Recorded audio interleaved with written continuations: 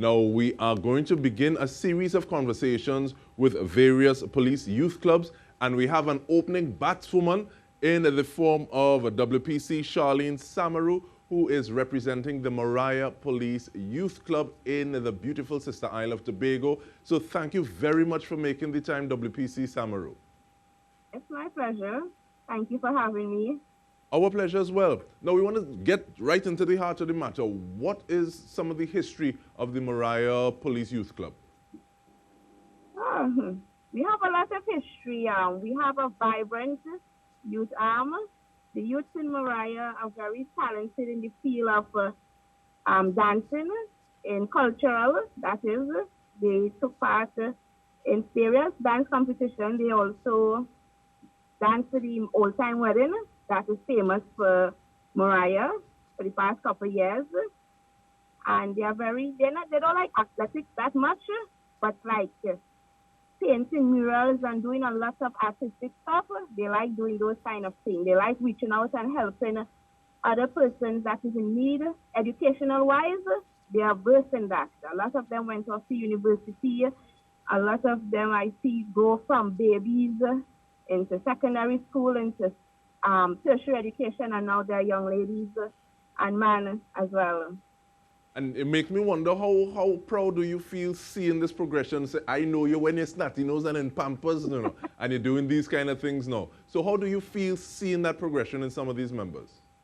It's a proud feeling to know, as you say, you saw them in Pampers, as you could say, and to see that, you know, that you played a part in their life, that, you know, they took some of the values that you had there, that you taught them, and that you see them reach to this level, and they still got to be wonderful young men and women, and they still look at you and they say, Miss Samuel, how you going?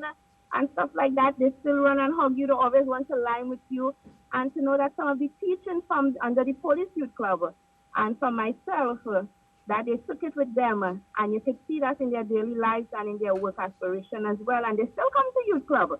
Some of them are 21 and 22, and they're still in the Youth Club. And that brings to mind, how old does someone have to be to join? What kind of age group we're looking at for members who join in the youth club? Well, we take them, for me, I take them from the age of 5, from 5 years and up, because, well, the babies, we have babies in the club, but basically 5 years and up. We don't have a cutoff age limit, because each person play a very significant role in each member's life and in the youth club itself. Because I could learn from them and they could learn from me as well. So we don't have really a cutoff age per se. And is it just people from Moriah who are part of the club? Or, you know, sometimes I might be in one area and I have a very good friend, so I invite that friend, well, come now, we have fun. Do you have instances like that, or is it just people from Moriah? No, we have instances where they bring their friends, but if they're basically from a village that have a youth club, unless it's some reason that they don't want to be part of that youth club, we welcome them as well. But we always encourage them to join the youth club within their organization. But if they want to come and join the youth club, it's no problem for us, especially once their parents agree to that. I like the fact that you speak about both parents. You also speak about the fact that no matter where you are, people see you, they want to come and say hello, sometimes give you a hug, you talk about liming. How important do you think, or how significant is it that people are able to see the TTPS functioning in this sort of way? Because sometimes when people hear police, boy, there's not necessarily the idea that they would get. So what is that like for you? It has its challenges. I wouldn't say when, especially as you just said, when they hear police, because you know police have the little stigma, but I try to break it down and I bring it to their understanding and to their level. Yes, it's the Police Youth Club. We are under the umbrella of the police and there are rules and regulations just like any other organization. But we are here to help you, to save you, to guide you. And then some of these same young men and women will come and say, I feel I want to join the police service or something like that, you know. So it have it good and it have it bad, but you have to meet them on their level. Because looking in from the outside and they're seen as a police club, they mightn't understand. But when they come into it and they see what it's about dance, it's about culture, it's about accepting who you are, for what you could do, because everyone plays a major contribution. And in terms of those contributions, give me a little idea of the activities now, because you spoke about culture, you spoke about helping and education. Now, I just glanced through the Facebook page and I saw lots of color and a lot of activities. What are some of those activities? Some of our activities, we do a lot of beach cleanup. We do a lot of dancing, ballroom dance. We love to dance. I as the leader, I love to dance as well. We do a lot of breakfast sale. We do a lot of educational program where some of the youth themselves, I would mention her name is Lakeisha Paul. She would have spearheaded Teach a Child to Read every Sunday just before the COVID. We travel a couple of times to Trinidad to various educational institutions, learning different things about Trinidad. We went to Barbados the year before COVID in 2019, if I'm not wrong. And we partner with the youth arm over in Barbados. We went with the leadership of the police service arm in Barbados as well. We interact with the schools over there where we give out stationaries and snacks and stuff like that. And then we did a drive where we see the homeless in Barbados. And back home here, we paint a mural, Breaking Silence, against child abuse. So we did that painting where everybody stamped their hand and we did a teddy bear. And in that mural, we incorporated the old-time wedding. I probably could have sent you a picture. And that painting was chosen to place on the PTSC buses in Tobago. So sometimes you'll see the buses and you'll see a mural with the Moriah Police Youth Club. So that's part of our thing. And we have 2 programs coming up recently against domestic violence, which are spearheaded by the youth themselves. So that is some of the programs we do. We take part in sports and things like that. But due to the COVID, it kind of restricted us. So right now we are trying to think out the box to see how best we could keep the youth club going and stuff like that. One of our major problems is because we don't have a clubhouse. We don't have a home to call the Moriah Police Youth Club where, the children could come and hang out. So we always have to use by some community center, by a school, sometimes even home by my mom, we have to use. And due to that fact, it's really keeping us back a lot. And just before we get to the challenge of moving towards getting that clubhouse, now I spoke about how do you feel, but how do some of the members feel, those that keep coming back, some of the younger ones saying, well, hopefully when COVID died down, I will get to go places like that too, the way you all went to Barbados and these kind of things.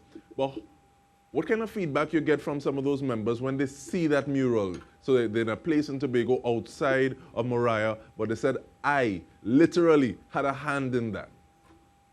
They have a feeling of a great accomplishment because we had a youth club before in Moriah, but it went dormant for a while. And since we came in a police officer, and because I love children a lot, I took up the mantle of being that leader. And for them to see that happening and facing on the bus and stuff, they were like, Miss Samaroo, we could do well things. We could move forward and we coming back and we will be doing more stuff and things like that. And they have an initiative that they want to do that. I cannot say yes until after sometime in August this year because it's their idea.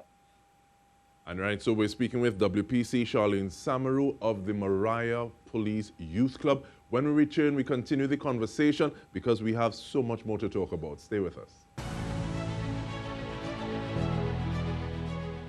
Welcome back. We are happy to be speaking with WPC Charlene Samaroo of the Moriah Police Youth Club. Now, WPC, we were talking a little bit about the fact that there's a challenge because you don't have this clubhouse.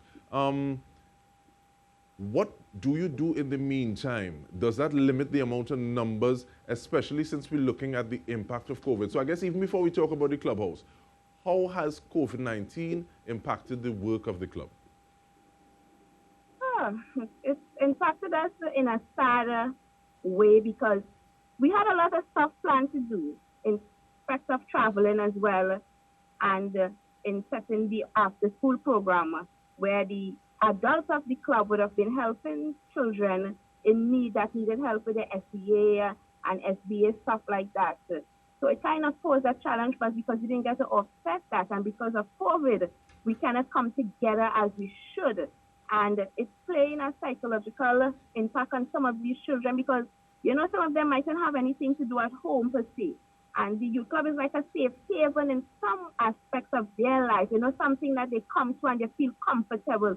Some of them might even have a little problem and they could come and talk not only to me, but to someone else, you know, within the youth club, and they get a sign of relief. If they're having any kind of challenges, they could come and, you know, they could feel safe and they could feel loved. So this COVID and us having to come together and offset programs that we have kind of really put a down spirit. But we have our WhatsApp chat that we chat a lot. We keep little meetings in a small forum with a few of us, and we try to offset as much as we could do with the little that we have. No, it's more than once you told me that each member has a significant role to play. Now, I'm learning as you're telling me. So how does the teaching take place in terms of like saying, okay, well, this person is going to be teaching dance, or this person is going to be helping with education? Do you pull people in for specific things? Or is it that people are always apart or always around or always on call? How does that work? Well, it's the teaching in the educational aspect. We take the senior students who would have excelled greatly in certain topics like math and English. We have a good bit of them. So they help the younger ones to learn to read and learn to teach maths and how they see the education aspect of that part. The other thing is that if the adults need a little more help, we have few teachers within the club that will come and help as well on that specific day. In dance, we have a dance teacher. He always willing. He's the person that teaches the dance. And the children help choreograph the dance also. Now, I like the fact that you originally I was thinking, okay, well, there's more, you have more police involved in all of these roles and all these mentorship roles. But it feels as though the youth club is something that brings the entire community together, because you're getting people from different aspects. You just talk about teacher, you just talk about dance instructor, you talk about the older members of who that would have come up through the ranks. So it's almost as though they're getting a sense of responsibility as well. Is that something that you see also? Yes, that is what we do. That we try to use our resources internally. We try to use the people in the community, the children that who move on to higher learning educational, that will come back and be a part of it. So, you know, they will tell them about their experience, you know, how great it was and why it is important to be a part of youth organization, not only police youth club, and why it is important to have a good sounding education and to be involved in your culture and all these kind of things. So we use our resources from within our community and within the youth club itself. And that's a beautiful thing, because sometimes if somebody, they come through the ranks and they finish and they never like the experience, they say, well, later for that, as opposed to saying, okay, well, they did well, they excelled, and they're coming back to give because they see the importance part that it played in their life, and they want to be part of that gift that continues for people who are coming after them. Yes, that is what we do generally. That is what we do basically. Because you see, they will be able to tell a genuine experience besides somebody who was never part of something. They will be given false information. So when you could give a true sound information of something that you had a personal experience with, the other person will see that true thing and will say, yes, they're willing to try it. Because as you say, when people hear police youth club, they really don't want to be a part of it. So, you know, there's a little nut we just try to break there. And you said you take people from as young as 5. Are there any things that you look for? You said there are rules. What are some of those rules? Are there things that people need to adhere to in terms of codes of conduct? What are some of those kind of guidelines that would be part of the ethos of the group? Well, since that we are police youth club, we have a lot of guidelines that we have to follow. So being the leader, I will have to make sure I supervise certain things. But beside the guidelines under the police, discipline plays an important role. Discipline and respect. Even I myself, I have to have discipline and respect. Your dress code as well plays a very important part, whether it's movie night, whether it's a meeting, no matter what it's have, unless it's sports or dance, it's exceptional that you dress a certain way. I have to respect the youth as well, and I have to show a certain decorum in how I dress and how I carry about myself outside of the youth club. When someone comes to the youth club, we give them the list and we tell them this is what you have to adhere to.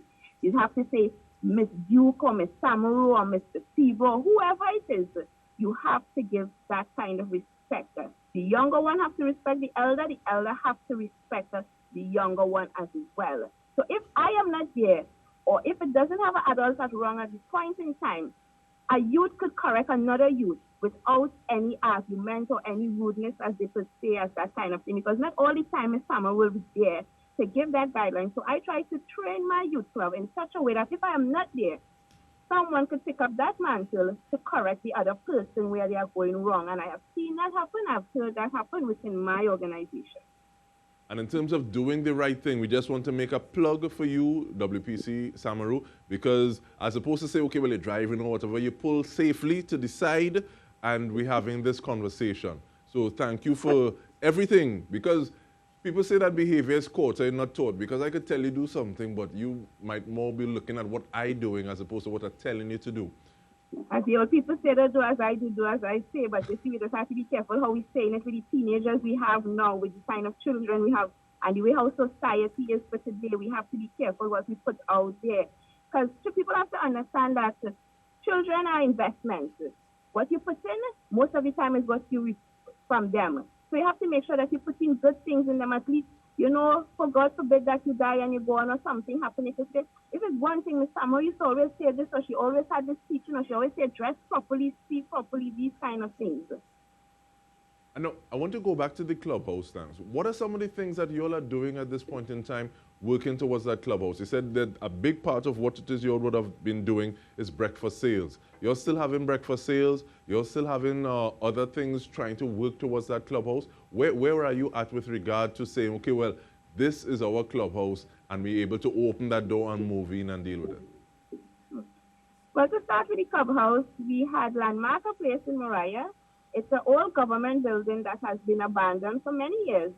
And we would have write to the TTT and the different authorities to help us get this clubhouse. And I don't know what happened. I don't know what happened with the election. Everything is fixed. Everything is kind of tied up now. But still call name, man. What building is it? What building is it? It's the old Runnymede government farmhouse in Moriah. And we have took pictures. We even sent it to the police association, the community policing, to help us as well. We would have sent it to Mr. Ansel Dennis and Mr. Devines at that point in time to help us. And then because COVID, I think everything became dormant. And yes, we haven't done any breakfast sale as yet because of COVID, and we don't want to have anybody children and anybody families out there. But we have been doing things in between, so that once they come and they say, here, what Moriah Police looks up, this is the document, here is your deed of lease for your land to occupy this property. We just waiting to say, here it is, and we are set to go. The young boys ready to cut the bushes. We have people willing to invest in making this, but it's just to get a document saying, we hereby lease this property for you for the next 5 years or something. All right, and with regard to that, how do people contact the club in terms of, one, being a member, two, being a resource person, either on a constant, continuous basis, or sometimes you might just want something for a specific initiative or occasion? How do people contact you? WPC Samaroo cell number. They contact me via phone. They use my personal number, or they drop a letter home by where I live, and I get it from there. Sometimes they'll call the police station and say they're looking for the leader of the Moriah Police Youth Club, but they go on our Facebook page and try to get assistance or try to contact us somehow. But Tobago is so small, so everybody kind of know everybody in that point. And just give me the name of the Facebook page so people know exactly what they're looking for, thanks. The Moriah Police Youth Club. It couldn't get easier than that. Well, we want to thank you very much, WPC, Charlene, Samaroo, for sharing some time with us and giving us some insight into positive things that are happening, not just in Tobago, but in Trinidad and Tobago. We're trying to grab that there. And I commit to asking one or two questions. We'll see if together we could work towards getting that, was it, government farmhouse? Yeah, it's Runnymede old government farmhouse. Old government farmhouse, old. All right, so thank you very much and enjoy the rest of your day.